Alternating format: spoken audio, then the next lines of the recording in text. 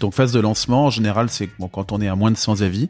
Et là, on va faire beaucoup de sponsor product, parce que l'objectif, ça va être d'améliorer la position sur les principaux mots-clés. Ensuite, la seconde phase, moi j'ai appelé ça la phase de run, donc c'est quand on est à plus de 100 avis. Et là, on va activer les displays et les sponsor brands ads. Et après, on a la phase de récolte où on est à plus de 1000 avis. Et là, on va avoir beaucoup d'organique, donc avec un ACOS entre 15 et 30% et un TACOS entre 5 et 15%.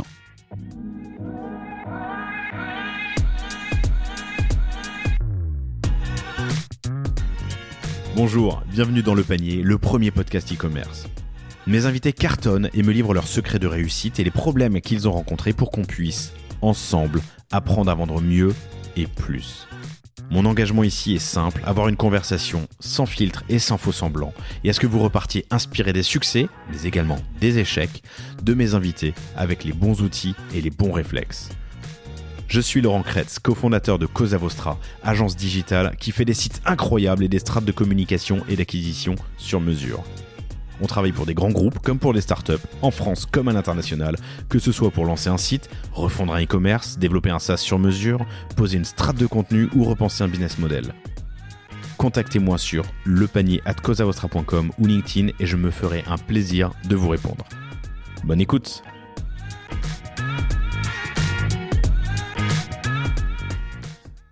Bonjour à tous, très heureux de vous retrouver aujourd'hui pour ce nouvel épisode du Panier. J'ai l'immense plaisir de recevoir Alexandre Escara. Salut Alexandre, ça va ? Salut Laurent, ça va. Alexandre est le fondateur de plusieurs sociétés, mais celle dont on va parler aujourd'hui, c'est BrandLab, que vous retrouvez sur brandlab.store. Et tu te définis comme un e-commerçant qui gère plusieurs marques, qui les a créées, les développe et peut-être bientôt d'autres, mais tu nous diras ça tout à l'heure. Vous pouvez aller sur brandlab.store, brandlab.store tout simplement. Il y a 3 marques aujourd'hui, mais tu nous en diras plus dans un instant. Un immense merci à Jonathan Ebel, qui est un de nos voisins dans la Villa Marianne au bureau à Bordeaux, des bureaux incroyables que je vous invite à aller visiter si vous avez un jour l'occasion ou si vous êtes à Bordeaux. Et surtout, je t'ai déjà reçu pour un épisode spécifique à Amazon, puisque ça fait partie un peu des sujets sur lesquels tu excelles, qui est l'épisode hors série spécial Amazon numéro 209, que je vous invite, chères auditrices, chers auditeurs, à aller écouter. Je le fais dans les grandes lignes, et puis ensuite on rentre dans le vif du sujet, mais aujourd'hui, 3 points qu'on va aborder ensemble. Comment développer des produits uniques quand on produit à l'autre bout du monde et comment y aller rapidement. Comment partir d'un produit sur étagère pour au final faire des produits uniques avec tes propres moules par exemple ou tes propres recettes, puisque vous faites aussi avec Adaptive Lab des compléments alimentaires. Comment gérer cette distribution, partir d'un tout Amazon ou presque tout Amazon à un mix plus complexe. Comment utiliser les différents réseaux de distribution, tes différents canaux pour aller à l'international. Et enfin, parler de la qualité des listings et de l'acquisition sur Amazon. On vous fera un bref rappel des principales notions à voir, ACOS, TACOS, entre autres. Bref, ça nous fait un très très beau programme. Tu vas bien ? Très bien, merci de me recevoir. Très heureux que tu sois revenu et qu'on aborde du coup plus largement l'histoire. Alors, je t'ai défini comme un e-commerçant qui gère 3 marques. J'avais donné les chiffres dans l'autre épisode, donc je peux les redonner là, mais tu te lances en 2019 en gros, et tu fais 1,7 million si je dis pas de bêtises, sur deux principales sociétés qui sont la gestion de marque et GiftLab. Alors on a lancé fin 2020 la partie e-commerce. La partie e-commerce, d'accord. Bon, mais le chiffre que j'avais c'était 1,7 million en 2019. En 2023, tu vas atteindre les 10 millions si tout se passe bien. Je te vois, c'est bien, c'est l'humilité. Un petit peu moins 9 millions si selon toi. Donc une belle croissance et surtout une explosion sur Amazon.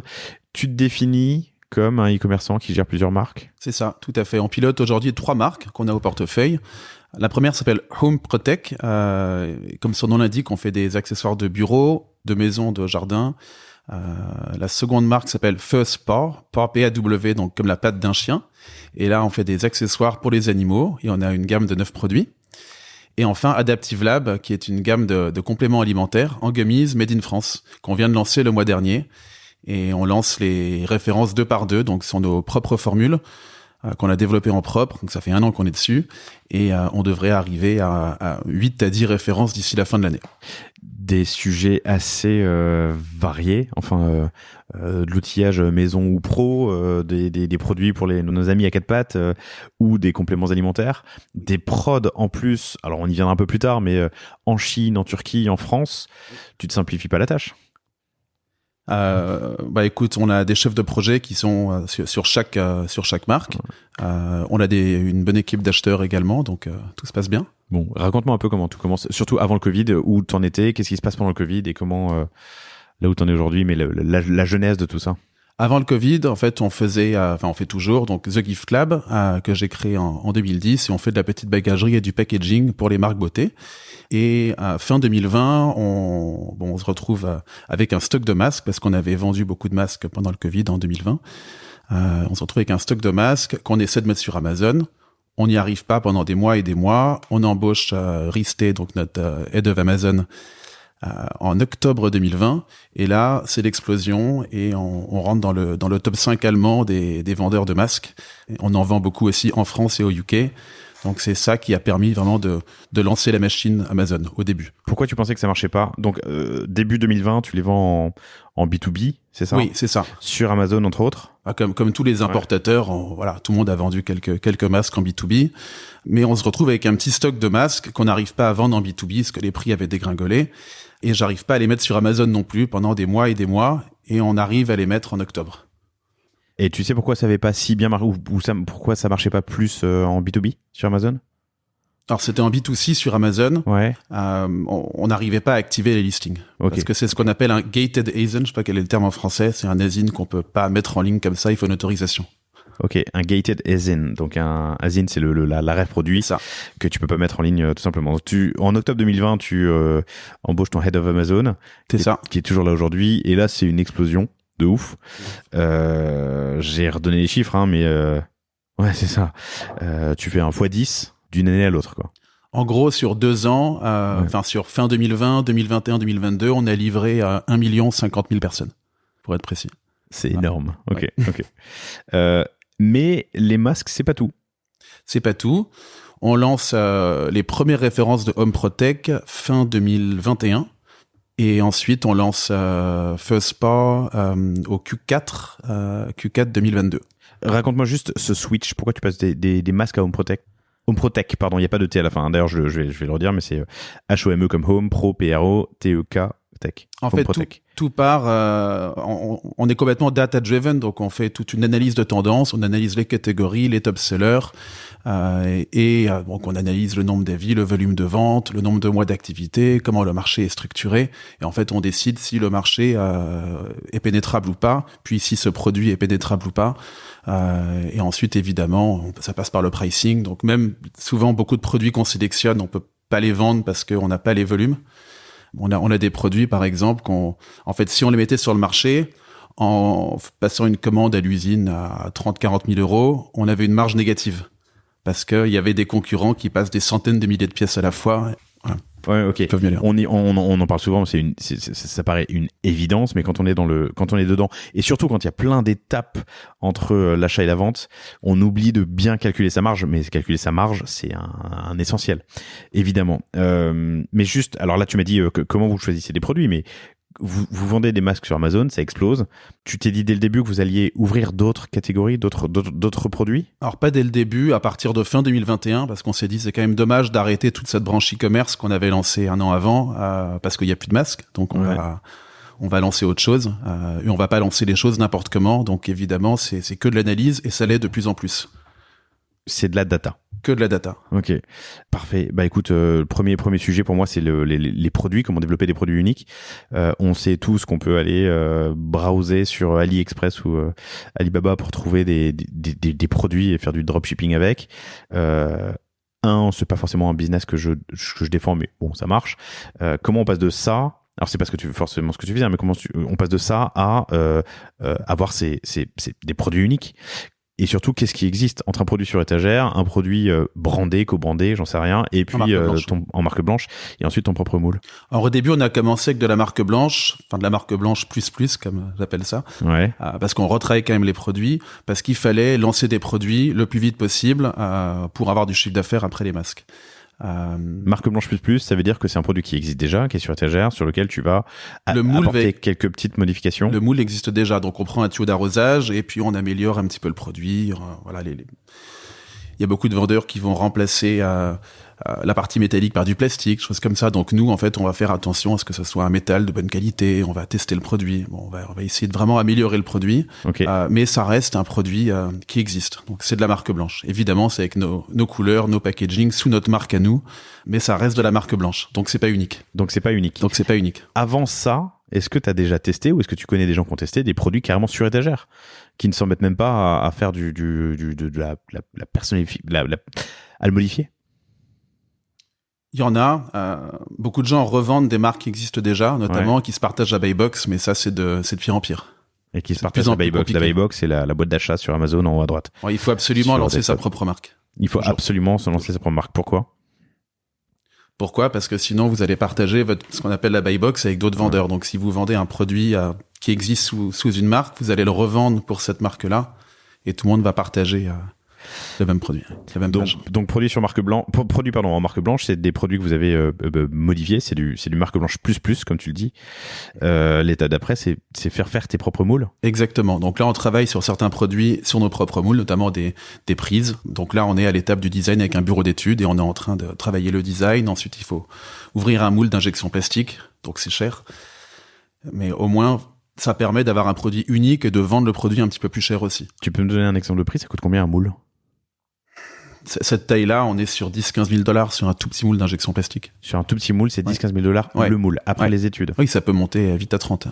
Sans compter le design, juste l'ouverture de moule. Juste l'ouverture du moule. Et la partie amont, qui est donc l'étude, le design, la tech. Là, j'ai pas encore le devis. Là, on attend le devis d'un bureau d'études. Mais t'as un ordre de grandeur? Pas encore. 10 000 € peut-être. Mais... Ok. Donc, ça va te coûter 30-40 000 entre l'idée et le moule qui est disponible dans une usine quelque part dans le monde, c'est ça? C'est ça. Tu leur expédies le moule il est fabriqué où? Qui fabrique des moules? C'est l'usine qui missionne un fabricant de moules pour le faire. Ok. Donc, tu as trouvé le partenaire. Il a le moule ABC, toi il te faut le moule D. Lui-même a ses partenaires pour créer des moules. Tu lui envoies des specs et il fait faire le moule pour toi. Exactement. Et tu payes le moule. Et je rajoute mon logo aussi, embossé à l'intérieur. Voilà. Ok. Petit conseil. Pour pas qu'ils puissent réutiliser le moule avec pour d'autres vendeurs. J'allais te poser la question. Donc rajouter ton logo embossé à l'intérieur pour pas qu'ils puissent réutiliser le moule à l'extérieur. Exactement. Potentiellement, il peut refaire le moule et s'économiser les 10 000 € d'études qui ont été faites. Mais il va pas, il refera pas le même moule à nouveau. Ok. Et donc ça, vous êtes en train de le faire, vous l'avez fait? On est en train de le faire, on l'a pas encore fait. Là, on travaille sur un projet. Ok. Dans l'une de tes marques ou une nouvelle marque? Sous Home Protect. Sous Home Protect, ok, compris. Ça fait longtemps que tu y es, en Chine? Oui, ça fait 12 ans maintenant. Ok. De mémoire, je dis une bêtise, tu as vécu... Je l'ai pas vécu, j'y allais 2 fois par an avant le Covid, et là j'y vais 1 fois par an. Là je suis revenu, j'y suis allé au mois d'avril. Est-ce que tu as des... Alors j'avais abordé le sujet avec Igor, le fondateur de Native Union, super épisode aussi. Igor, c'est assez fun, il avait inventé un téléphone, alors c'est vieux, c'est pour les plus vieux d'entre nous, mais c'était un téléphone à l'ancienne qui se branchait en jack sur un téléphone normal et qui permettait d'avoir l'impression, on l'a tous vu un jour en photo, et il est installé à Hong Kong depuis une vingtaine d'années. On a parlé un peu de ses conseils pour trouver des partenaires. Quels sont les tiens? Donc ça fait plus d'une dizaine d'années que tu y es. Trouver, chercher, valider des partenaires. Alors là, ce ne sont pas les mêmes que pour les gifs. On a un seul fabricant en commun, un fabricant qui nous fait des laisses en textile, en fait, qui est le même qu'un de nos fournisseurs qui nous fait des trousses pour la beauté. Mais sinon, à part ça, on a aucun... Et comment tu l'as trouvé? Comment tu l'as validé? Comment tu entretiens la relation? Au tout début, je faisais beaucoup de salons, donc la foire de Canton, les Hong Kong et ainsi de suite. J'ai ensuite ouvert un bureau là-bas avec 2 acheteurs, puis là, on a une acheteuse maintenant. On n'a plus qu'une seule acheteuse qui est avec nous depuis 2012. Ok. Et donc, c'est elle qui fait le sourcing aujourd'hui. Ok. C'est important d'ouvrir un bureau là-bas? Est-ce que tu le fonctionner conseillerais sans. Enfin, Tu vois, est-ce que tu le conseilles à quelqu'un qui se... moi, je le conseille, ça permet d'être plus réactif quand même. Mais, Ok. Comment on ouvre un bureau là-bas quand on est d'ici? comment on ouvre un bureau là-bas? C'est un ami qui a une agence de recrutement en Chine qui m'a aidé à recruter. Ok. Dans un des derniers épisodes du panier, chers auditrices, chers auditeurs, on m'avait donné un nom et je l'ai plus en tête, mais d'une agence qui aide les non-chinois à venir ouvrir un bureau, lancer un produit, trouver des partenaires en Chine. Le nom m'échappe, mais voilà. Si vous êtes de fidèles auditeurs, vous saurez le retrouver. Le mien s'appelle Antonomia. L'agence, c'est une agence? Oui, c'est ça. Ah, ok. Antonomia. Ils sont à Hong Kong? Ils sont en Chine, ils sont en Afrique du Nord, ils sont à Hong Kong aussi. Oui. Et donc, c'est une agence qui aide quelqu'un qui voudrait se lancer en Chine, oui. En Chine. Antonomia, comment tu l'écris? Ontonomia. Antonomia, ok. Je vois pas de site, mais il se trouve sur LinkedIn. Très bien. Donc, ouvrir un bureau, t'as essuyé des plâtres? Oui, très très dur de recruter là-bas. Ok. Ouais. Pourquoi? Ils sont pas tous la même logique que nous, c'est quand même assez compliqué. C'est-à-dire beaucoup de problèmes avec, quand on demande une cotation pour un produit précis, ils vont pas forcément coter comme. Ça, c'est pour trouver les partenaires. Non. Ou même. Non, même après les partenaires pour faire des cotations. Ok. Ok. Pour... Et du coup, tu m'as dit un seul partenaire. Et comment tu entretiens la relation? Tu vas les voir une fois par an, c'est ça? Alors j'y allais 2 fois par an, et là j'y vais plus qu'une fois par an. Et aujourd'hui, je fais uniquement le tour des usines. Je fais plus les salons. Je vais uniquement dans les usines, et au moins une fois. Et après, je retourne plus dans la même usine une fois que j'ai visité l'usine. Ok. Voilà. Mais c'est important. Il y a un côté humain là-bas qui est très important. C'est très important d'aller rencontrer le patron de l'usine. Et alors, j'ai aucune idée des quantités que tu produis. Tu peux me les partager? Ça dépend des produits. Ok. Mais t'arrives à être un partenaire, t'es un grain de sable ou un partenaire moyen? Moyen, et on devient important. Voilà, après plusieurs commandes. Est-ce que là-dessus, tu as un conseil à donner? La taille du partenaire en fonction de toi, ta taille de production?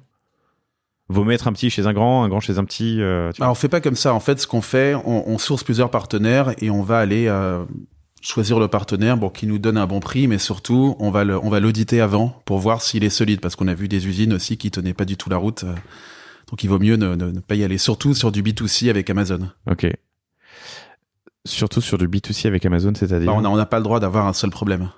Oui. Donc, s'il y a le moindre défaut produit, c'est une catastrophe. Donc, il faut bien sélectionner l'usine. Ok. Avec Amazon ou partout, non? Oui, partout, mais surtout avec Amazon. Oui. Voilà. Top. Là, on parle de la Chine, mais tu produis aussi en Turquie et en France? En Turquie et en France pour nos compléments alimentaires.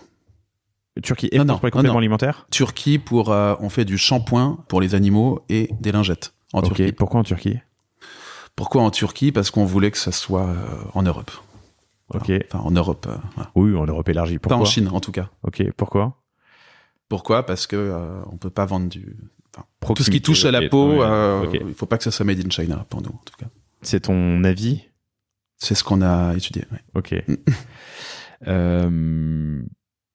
Très bien. Donc une production à l'international. Ton envie et ton besoin de développer des produits uniques. Oui. Pour se différencier dans la buy box, pour pouvoir, j'imagine, faire du branding aussi. C'est ça. Quelle est ta logique? Jouer beaucoup sur le Made in. Donc sur Adaptive Lab, bien sûr, on joue beaucoup sur le Made in France. Sur les autres marques, on joue beaucoup sur le Design in France aussi. On met en avant vraiment, le fait qu'on soit français, que ce soit pas produit en France, mais au moins designé en France. On fait des packaging assez sympas. Donc voilà, on essaie de se différencier vraiment des vendeurs chinois qui vendent le même produit en marque blanche. C'est pas facile du tout.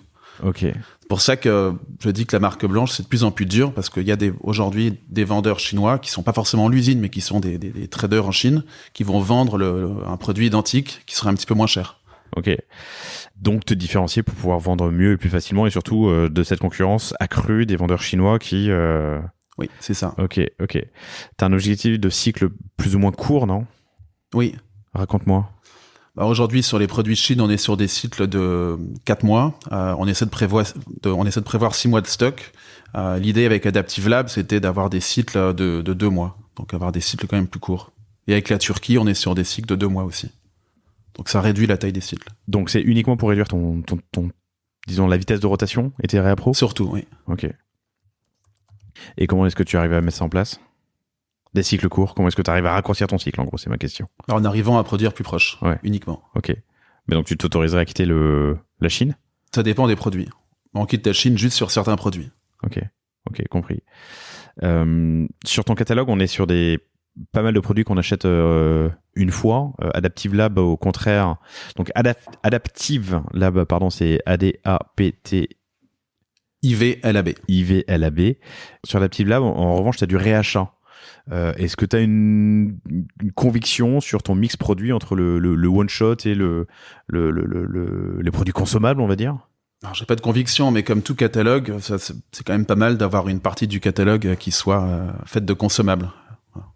Pour augmenter le réachat, tout simplement. Exactement, bien sûr. Et surtout, tu as une option dans Amazon qui est Subscribe and Save. Exactement. En français, on l'a regardé tout à l'heure du coup parce qu'on avait un doute, mais recommander et économiser, je sais plus, bref. Mais c'est acheter et économiser. Acheter et économiser, c'est l'abonnement. Quelle est ta part de produits consommables aujourd'hui? 30%.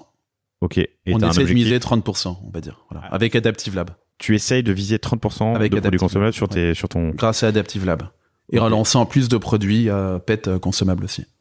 Pour les animaux. Ok. Comme d'autres shampoings, d'autres lingettes. Des shampoings, par exemple. Ok. Intéressant. Donc tu essaies de viser 30%, pas plus? Pourquoi pas plus? Pourquoi pas... Enfin, c'est notre objectif. C'est ton objectif. Ok, très bien. Donc des produits uniques et maîtriser, masteriser sa distribution, c'est le deuxième point que je voulais aborder. Raconte-moi ton mix aujourd'hui.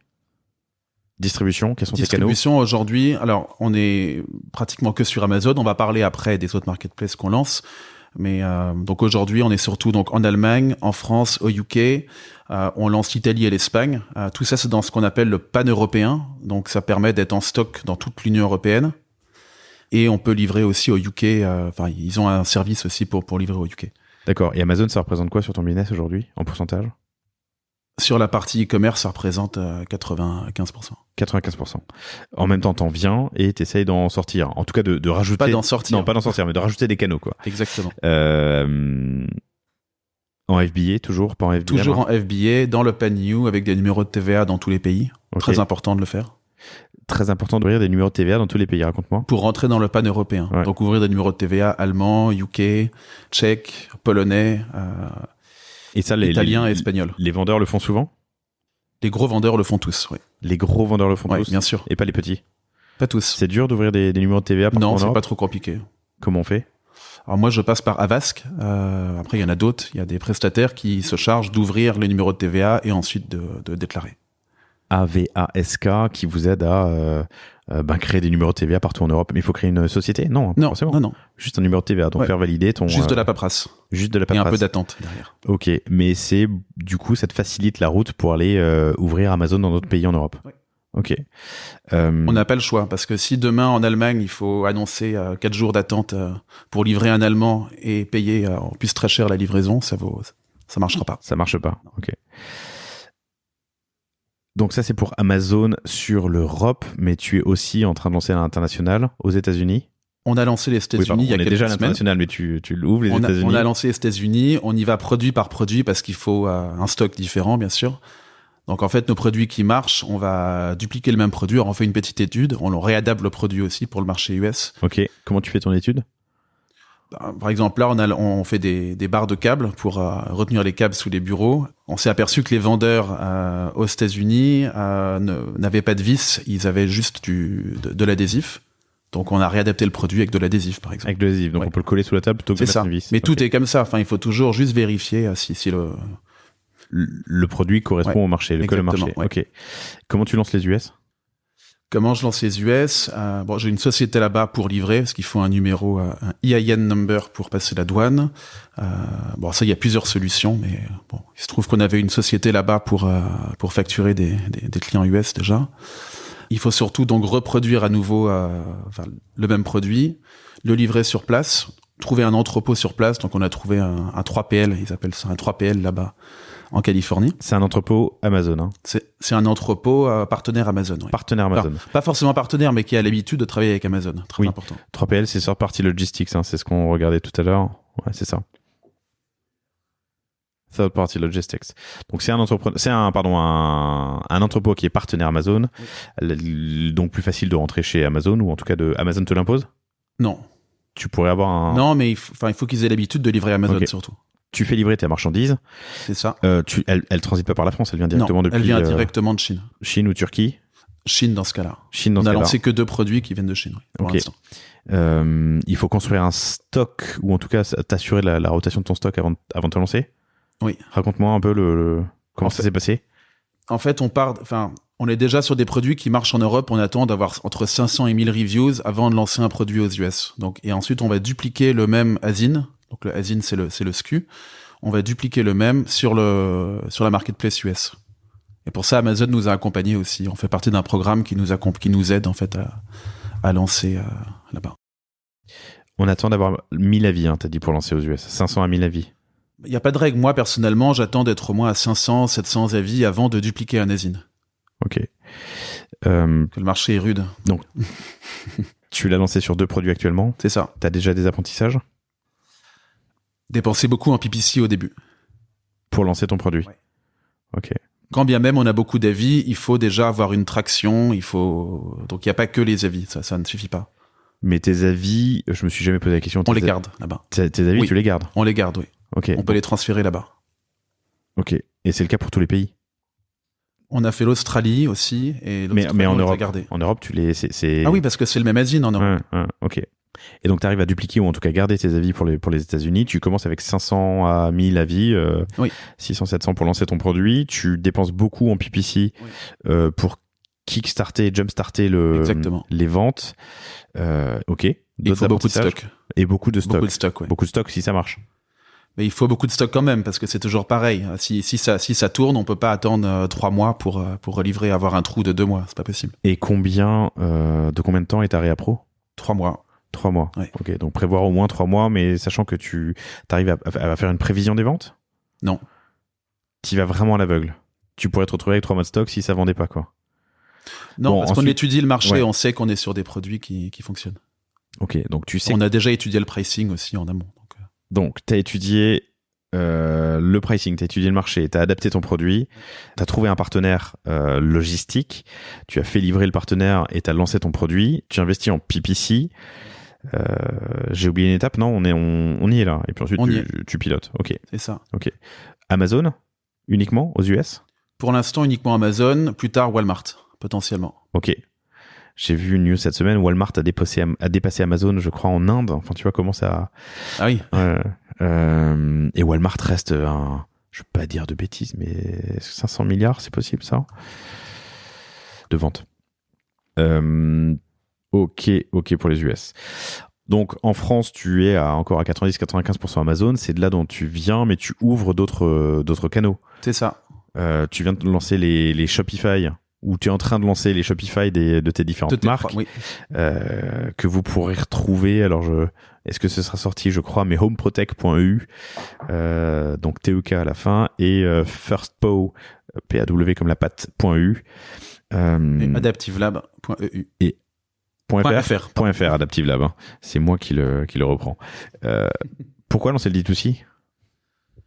Parce que aujourd'hui, on se sert que du canal Amazon et on doit absolument se diversifier. On peut pas avoir 100% de notre chiffre d'affaires sur Amazon. Donc, il faut absolument qu'on lance. Mais t'as d'autres marketplaces, t'as du retail, t'as plein de choses. On a d'autres marketplaces aussi, oui. D'accord. Mais le D2C, c'est... Ça fait partie de cette diversification. Google Ads, c'est Meta, c'est... Non, mais pardon, excuse-moi, le Shopify, c'est principalement pour diversification. Oui. Ok. Tu viens de lancer, t'as déjà des apprentissages? C'est un autre monde. Donc, aujourd'hui, j'essaie d'apprendre avec d'autres entrepreneurs qui connaissent mieux ce créneau. Voilà. Je pense à Vladimir de Nubiance, d'ailleurs, qui en échange beaucoup. Que vous entendrez bientôt sur le panier. Et là, on embauche un responsable marketing digital, justement, qui va maîtriser tout cet écosystème qui inclut Klaviyo, les plateformes d'influenceurs, Shopify, type Shopify Collabs, par exemple. Enfin, quelqu'un qui maîtrise tout ça. Ok. C'est- Donc ça, c'est pour la partie D2C avec Shopify. Tu as lancé aussi sur d'autres marketplaces. En France, Ouais. Cdiscount, Mano, Leroy Merlin et là la Fnac aussi. Sur quelle catégorie de produits? Home Protect et Fuzzport. Dans toutes. Sauf la Fnac. Sauf la Fnac. Il y a qui à la Fnac? Home Protect uniquement. Home Protect uniquement. Et alors, tes apprentissages? On a recruté une personne séparée pour gérer le PPC Sur chacune de ces marketplaces. sur chacune de ces marketplaces. Ouais. Ok. Mais et puis, C'est assez différent d'Amazon. qu'est-ce qu'il y a de différent? Alors déjà, c'est en français et notre équipe en Macédoine ne parle qu'anglais, Ok. donc c'est compliqué. Ok. Et t'as des apprentissages déjà sur Cdiscount, Mano, Leroy Merlin? Des choses à faire, des choses à ne pas faire, Il faut être patient, ça prend un peu de temps. Ok. Qu'est-ce que tu as fait pour lancer sur ce marketplace? Une adaptation de tes produits, de Non, sur leur les mêmes fiche de produits. description, Les c'est mêmes produits. produits. On fufile avec. Il faut trouver une société pour fufiler, par exemple, Leroy Merlin, la Fnac. Il faut le fufiler tout comme on fufile Shopify. Ok. Donc nous, on est passé par Octopia pour ça. Ok. Qui est une. Octopia qui appartient à au Cdiscount, groupe ouais. Casino, à Cdiscount. Donc on fufile Cdiscount et les autres marketplaces avec Avec Octopia. Ouais. Mano, Leroy Merlin. Et Mano se fufile lui-même. Ouais. Se fulfille lui-même. Ouais. Ok. Donc on s'est fait des stocks partout. C'est un petit risque de pilotage. Non. Non? T'es à l'aise avec ça? Ok, très bien. Donc, Amazon aux US, Shopify on D2C et des marketplaces en France, c'est Discount, Mano, Leroy Merlin et la Fnac. Est-ce que, maintenant que tu as un produit qui est... pardon, ça a toujours été le cas, mais que tu as un produit unique avec tes propres marques, tu t'es essayé au retail? On s'est essayé au retail, on a fait plusieurs erreurs. Alors la première erreur, au début, nos packaging n'étaient pas adaptés. Donc on avait des packaging craft avec des dessins dessus. Ouais. Pas du tout adaptés retail. En fait, on pensait B2C au début, on pensait pas B2B. Ok. Donc on a réadapté au fur et à mesure, donc pour le Réapro, tous nos packaging. Donc ils ont tous été refaits maintenant, pratiquement. Donc avec des photos des produits sur les boîtes. Donc Ok. des boîtes assez sympas qui sont Compatible retail. compatibles retail. Donc ça, c'est première erreur. Deuxième erreur, on a embauché un commercial à l'ancienne qui est allé frapper aux portes de toutes les animaleries de France et Navarre pour faire Spo, et ça n'a pas fonctionné. Tu sais pourquoi? Lead non qualifié, enfin, on va fonctionner autrement. On va fonctionner avec des agents commerciaux uniquement, qui ont leur propre réseau. Ok. Une super série d'épisodes que je peux vous recommander, qui sont les épisodes. Le nom n'est pas officiel, mais Locadi que j'anime avec Stéphane. Michael. Michael Weiss. Je sais pas pourquoi Stéphane. Michael Weiss de Shapeart. Et vraiment, chacun des épisodes, je reçois énormément de commentaires ultra positifs. Donc, je vous invite à aller les écouter, notamment avec Kabaya, où on aborde tous les sujets, justement, distribution avec distributeurs, agents, comment les gérer, comment négocier. Donc, lead non qualifié. Lead non qualifié Ouais. et commercial à l'ancienne qui va frapper aux portes, qui prend sa voiture et qui fait son petit tour. Non, ça n'a pas fonctionné. Donc, on va changer un peu de... Et donc, tu relances avec agents et agents distributeurs. commerciaux, c'est ça. Ok. Tu relances quand? Là, C'est en cours. c'est en cours, oui. Ok. T'as un objectif, une stratégie, On travaille dessus. Ok. On revoit toute la strat. Ouais. Cool. Dernier point sur la distribution, c'était le stock. On l'a un peu abordé par touche. Donc, prévoir un gros stock au lancement aux États-Unis, c'est ce que tu as fait. Distribuer les stocks chez les fulfillers en fonction des marketplaces qui ont des fulfillers ou le font en interne. Tu as ton stock évidemment chez Amazon. Maintenant, tu as un stock pour ton Shopify. En fait, moi, j'ai mon stock principal qui est dans un entrepôt en Belgique. Ok. Et en fait, je vais relivrer Amazon régulièrement, Amazon ou Casino aussi pour Cdiscount et Octopia.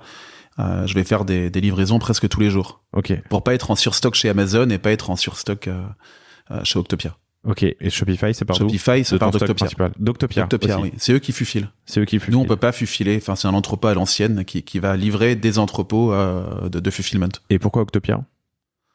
Pourquoi Octopia? Parce que ça fonctionne bien. D'accord. Mais tu l'as comparé à d'autres au début? C'est ouais. Ou tu Faut t'es demander à lancé l'équipe toujours logistique sur- à la comparer avec plusieurs prestataires. D'accord. Ouais. Il y a aussi Cubine qui est pas mal. Voilà, qui va peut-être fufiler certains canaux. À voir. Ok, compris. T'as une logique, donc tes réappros, c'est 3 mois, c'est ça, aujourd'hui? Ça dépend. Ça dépend des produits, j'imagine. C'est jusqu'à 3 mois ou c'est 3 mois en moyenne? Alors, les produits Chine, c'est 4 mois, mais on compte 6 mois. Ok, Parce qu'on prévoit une augmentation des ventes à chaque fois aussi. Ok. Donc tu as 6 mois de stock distribué, on va dire. C'est ça. En fait, quand on passe une commande, on se base sur 6 mois de stock. Ok. Pour les produits Chine. Ok. Et tu arrives à avoir cette prévision prévue à 6 mois. C'est très dur. Comment tu fais ? T'as des apprentissages, des erreurs que tu as faites ? J'ai un excellent service logistique qui garde un œil, qui ont plein d'outils et qui garde un œil sur le stock, qui veille au grain. Je l'ai pas dit, mais vous êtes 20-25 personnes en tout dans le groupe, hein, c'est ça ? On est 20 personnes dans le groupe. Ok, très bien. Je m'étais noté aussi dans nos discussions qu'à l'international, il était important de parler des SKU et des avis. Mais comme on a beaucoup parlé avant de préparer cet épisode, est-ce que tu te souviens pourquoi ? Tu avais un avis dessus ? L'international, les SKU et les avis ? Récolter les avis, non, j'ai pris ça comme note, mais Bien sûr. En fait, on lance toujours, au début, quand on lance un produit, on fait le programme Vine, ça s'appelle, pour récolter des avis. Donc, on arrive toujours à récolter une 30aine d'avis par marketplace. Ok, le programme quoi ? Vine, V-I-N-E. Ok, tu m'en dis plus. C'est le club des testeurs Amazon. Donc, ça consiste à livrer gratuitement à des testeurs notre produit que eux vont tester et mettre une note. Ils sont pas toujours sympas d'ailleurs. Amazon Vine, V-I-N-E, faites entendre votre voix en évaluant et en laissant des avis, votre avis sur des articles gratuits. Très bien, comment est-ce qu'on fait pour entrer là-dedans ? Il faut s'inscrire directement dans Seller Central. Ok. Mais c'est payant. Je sais pas combien ça coûte, mais il y a un petit coût. Il y a un petit coût plus le coût des produits, bien sûr. Évidemment, puisqu'ils sont donnés gratuitement pour tester. Ouais. Ok, compris. Cool. Tu t'es pris les pieds dans le tapis avec Amazon ? Tu as eu des petites bien sûr. des erreurs ? Vas-y, raconte-moi. Bon, problème d'appro, beaucoup, en 2022. Ça, c'était le plus compliqué l'année dernière. Avec des ruptures de stock sur plusieurs mois sur des produits importants. Donc, ça, c'était le plus embêtant l'année dernière. Beaucoup de problèmes avec le catalogue aussi. Pardon ? Les impacts et les solutions. Donc des produits qui sont out of stock et donc tu baisses dans les classements. Exactement. Des clients, tu repères tout le rank que tu as gagné. Oui, donc tu dois repartir pas de zéro, mais presque. Ok. Beaucoup de problèmes techniques aussi avec le catalogue. Donc avec entre les variations, les codes EAN, le registre des marques. Donc voilà, pas mal de bugs. Ça, on arrive à mieux le gérer. On a un chargé de compte dans Amazon. On fait partie du programme 360. Donc on est quand même bien accompagné, on a le premium support, donc on arrive à régler les problèmes et être assez efficace, mais c'est pas simple. D'autres erreurs que tu as pu commettre ? J'ai fait un peu de FBM fin 2020, j'avais fait du FBM, donc c'est l'entrepôt qui shippait. Ouais. Donc on shippait nous-mêmes depuis l'entrepôt. Et là, problème de service client, beaucoup de gens qui se plaignent tout le temps parce qu'on n'a pas livré à l'heure. À chacun son métier ? Ouais. Ok. Exactement. Donc t'es retourné en FBA. Bien sûr. Mais en fait, j'avais commencé comme ça en FBM le premier mois. T'as commencé en FBM Ouais. et t'es passé en FBA. Ouais. Ok. On a eu des problèmes de qualité produit aussi. À un moment, on n'a pas assez challengé l'usine sur la qualité. On a eu des tuyaux d'arrosage qui ont eu des trous sur un. Ah, c'est con ça. Ouais, c'est con. Alors qu'on est numéro 1 des ventes, donc c'est un peu con. Et impact, solution. Alors c'était juste sur un petit batch. sur un tout petit batch. Évidemment, la note a dégringolé. L'usine nous a fait un avoir après derrière, nous a accompagnés et surtout a mis en place tout un process de testing maintenant. De Q&A, quality assurance. Ouais. Ok. Mais en tout cas, voilà, il faut arriver à tester, à faire un test long terme des produits avant de les lancer. Ok. T'as remboursé tous les clients ? Ils se remboursent eux-mêmes. Hein. Ils renvoient le produit, ils se remboursent tout de suite. Okay. Mais du coup, toi, ta note baisse et ton... la note baisse, elle est remontée entre-temps, mais... ouais. Ok. Donc ça, c'est faire très très attention à ça. Et c'est pas simple de tester les produits sur le long terme, parce qu'on fait des contrôles qualité en usine, mais ça teste pas le long terme. En pratique, pour ceux qui ne le savent pas, qu'est-ce qui se passe quand Amazon reçoit trop de retours produits défectueux? Qu'est-ce qui se passe pour le merchant, le marchand, toi? Il a une alerte dans Seller Central. Ok. Ouais, t'as un avertissement. Et à terme, ton compte peut être supprimé si tu as trop d'alertes. Ouais. Ok, donc compte supprimé à terme. Entre-temps, est-ce que tu baisses dans les résultats de recherche? Non, c'est okay. pas... Ok, bon, c'est bien. Je pense pas. Est-ce que tu sais s'il y a un threshold, un déclic à partir du moment où ton compte est supprimé? Le taux de retour produit, le taux de produits défectueux? Ça, il faut que je demande à l'équipe Amazon. Tu l'as pas, ok, très bien. On est bon? Non, il y a encore d'autres choses. Il y a Vas-y. aussi la erreur avec les stocks, trop de surstock, donc mauvaise note API. À un moment, on avait trop stocké de certains produits dans Amazon. Dans Amazon. Dans Amazon, ouais. Donc Ok. attention à ça. Donc ils facturent bien sûr le stock. Ils facturent le stock. Et trop de Bien stock, sûr. ça veut dire que tu vends pas assez vite ce que tu leur as envoyé. Exactement. Ok. Et on a une note aussi, une note API. Donc faire très attention à ça. Faire attention aussi, surtout aux dimensions des packaging aussi. Parce que, surtout en ce moment, ils ont augmenté le prix du fulfillment. Donc, gros warning, enfin, faire très très attention aux dimensions. Bien sûr au poids, mais le poids, on peut pas faire grand chose, mais les dimensions des packaging arrivaient à les... Allez compacter un peu, quoi. À les compacter si on peut le plus gagner du possible. centimètre cube, on gagne Exactement. du coût de fulfillment. Et tout en restant compatible retail aussi. Ok. Donc des produits suffisamment petits pour pas être trop chers chez Amazon, mais suffisamment grands pour être visibles en magasin. Pas forcément grand pour être visible, mais Oui, enfin visible, adapté, quoi. Ok, compris. on doit mettre un vrai packaging, on peut pas mettre un petit sachet forcément. Compris. Top, j'aimerais parler marketing, activation. Oui. Tu as lancé tes propres marques, ce qui est beaucoup plus facile de faire pour faire de la promo et faire vivre une marque. Et surtout, tu as une approche qui t'est propre où tu penses qu'il y a 3 phases pour un lancement, enfin sur Amazon: le lancement, le run et la récolte, Oui. qui est plus organique. Et pour chacune de ces phases, des actions ou des KPI à prendre, surtout en termes d'ACOS et de TACOS. C'est ça. Avant de rentrer dans le détail, est-ce que tu peux nous rappeler à tous ce que c'est l'ACOS et le TACOS? La cost, c'est le total des dépenses divisé par le total des ventes. Et le TACOS, donc c'est la part des ventes avec publicité, avec PPC, sur la part des ventes totales. Ok. 3 phases: lancement, run, récolte. Exactement. Donc phase de lancement, en général, c'est quand on est à moins de 100 avis. Et là, on va faire beaucoup de sponsor product, parce que l'objectif, ça va être d'améliorer la position sur les principaux mots-clés. Et là, en général, en ACOS, on est... il n'y a pas de règle, encore une fois, mais entre 60 et 90%, ça c'est un très mauvais ACOS. Et en TACOS, on est entre 30 et 50. Ensuite, la seconde phase, moi j'ai appelé ça la phase de run, donc c'est quand on est à plus de 100 avis. Et là, on va activer les displays et les sponsor brands ads. Et on va être sur un ACOS entre 30 et 50% et un TACOS entre 20 et 30%. Donc ça progresse déjà par rapport à la première phase. Tu m'as dit 30-50? 30-50 pour l'ACOS, ouais. Ouais, et combien? 20 et 30% pour le TACOS. Okay. Après, c'est nous qui avons défini ça. Ouais, ce sont pas de règles, ça chez vous. dépend Non, des mais catégories. c'est intéressant. Et après, on a la phase de récolte où on est à plus de 1000 avis. Enfin, encore une fois, peut-être 700 ou 1000. Et là, on va avoir beaucoup d'organique. Donc, avec un TACOS entre 15 et 30% et un TACOS entre 5 et 15%. Alors, pour moi, si on est à moins de 8% en TACOS, ça veut dire qu'on n'est pas agressif en pub. Donc, il faut l'être. Agressif en pub. Il faut rester, ouais. Il faut rester agressif. Donc, une grosse phase d'accélération où vous dépensez beaucoup. Tu dis jusqu'à 80% de d'ACOS. En gros, c'est la dépense par rapport au nombre de produits qui sont vendus via de la pub ou pour le TACOS, le nombre de produits vendus au total, parce qu'il y a aussi de l'organique. Mais toi, tu vas pousser fort sur l'ACOS, enfin, tu vas pousser fort, pardon, sur l'achat média dans la phase de lancement, et tu réduis au fur et à mesure. Tu rajoutes du display et du sponsor brands sur la phase de run, où c'est là que peut vivre ta marque. Et puis ensuite, tu ralentis en fonction de l'organique, si l'organique arrive à prendre de la place. Après, ça dépend des badges que tu as. Enfin, nous, on a des badges numéro 1 des ventes sur 2 produits, donc ça nous permet, enfin maintenant, on gagne beaucoup en organique. Ok. Comment on obtient ce numéro 1 des ventes en étant le meilleur vendeur, point? Je sais pas exactement. Ok. Ça dépend du nombre d'avis, ça dépend de la... Et du coup, il est important de bien choisir sa catégorie ou sa sous-catégorie ou sa sous-sous-catégorie pour obtenir ce badge. Oui. Ça, c'est sur la partie Amazon. Vous commencez à tester Meta, mais encore un peu tôt, je crois, On teste un peu de Meta, un peu de TikTok, un peu de Google Ads. C'est pas simple. Mais TikTok, vous allez faire quelque chose de particulier, c'est le social selling. Alors TikTok, on va essayer TikTok Shop au UK. Ouais.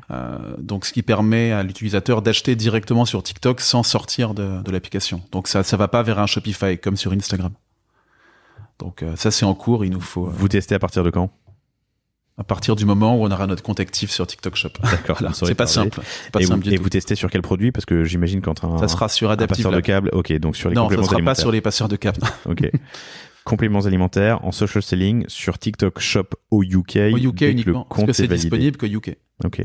Tu sais déjà comment ça va marcher? Où doit être ton stock? D'où tu envoies? Non, on n'en est pas là. Ok. Ok. Non, mais attention, le stock doit être au UK, bien évidemment. Le stock doit être au UK, oui, doit être bien au sûr. UK, tu dois fufiler depuis le UK, mais après, je sais pas comment on va fufiler encore. Okay. Peut-être avec Amazon, si c'est possible. Ok, très bien. J'ai reçu TikTok il y a un bout de temps sur le panier. Il serait temps que je les reçoive pour faire un catch-up. Cool. Raconte-moi un peu les outils que tu utilises au global, tes principaux ou les outils que tu utilises. On a évidemment parlé de Shopify sur la partie sales, D2C, pardon. Oui. Comme agrégateur, qu'est-ce que vous utilisez ? On utilise Shopping Feed. Ok. Un avis ? Ça marche. Je m'en occupe pas du tout. Ok, d'accord. Mais ça fonctionne. On en avait comparé 3-4. Ok. Tu m'as parlé de Avast sur la partie accompagnement, on va dire. TVA. Ouais. TVA, REP aussi. Parce que maintenant, il faut aussi avoir des numéros REP. Je connais pas REP. C'est quoi ? REP ? Oui, c'est pas ça. REP, responsabilité des producteurs. C'est l'équivalent de la D3E. Donc ça couvre la D3E. S'il y a des...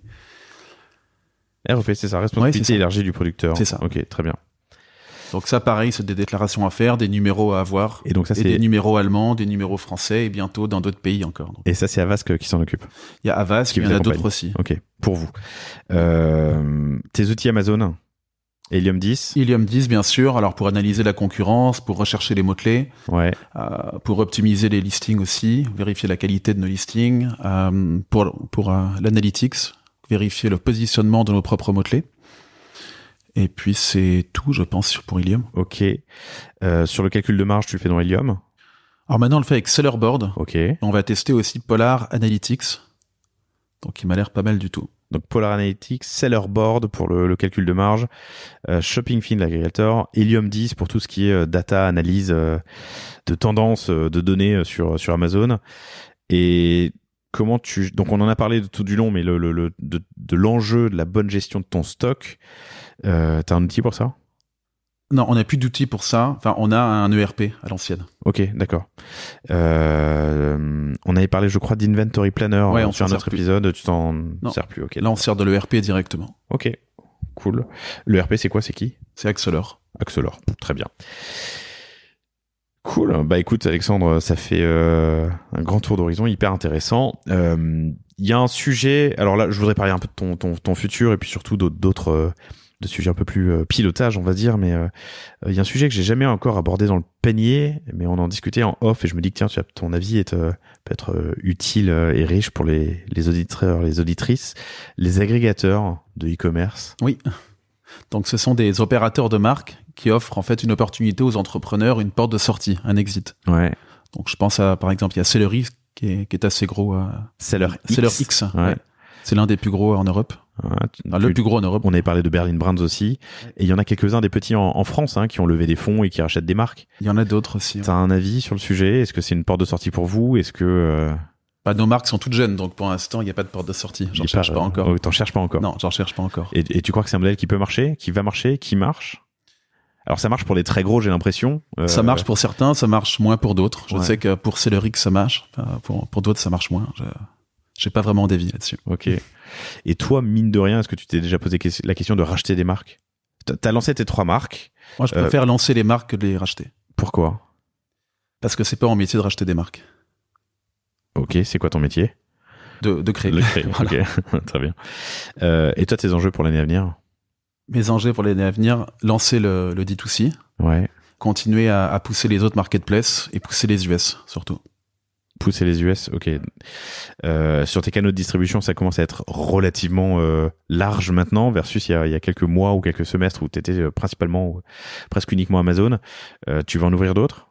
Donc le retail, tu m'as dit, tu es en train de le faire. Donc le retail. Ouais, enfin le wholesale plutôt que le retail d'ailleurs. Oui, c'est ça. Les US, le D2C. Voilà, pour moi, 3 principaux enjeux. Ouais. Cool. Eh ben écoute, on se fait un catch-up dans un an et tu me raconteras où tu en es de tout ça. Top.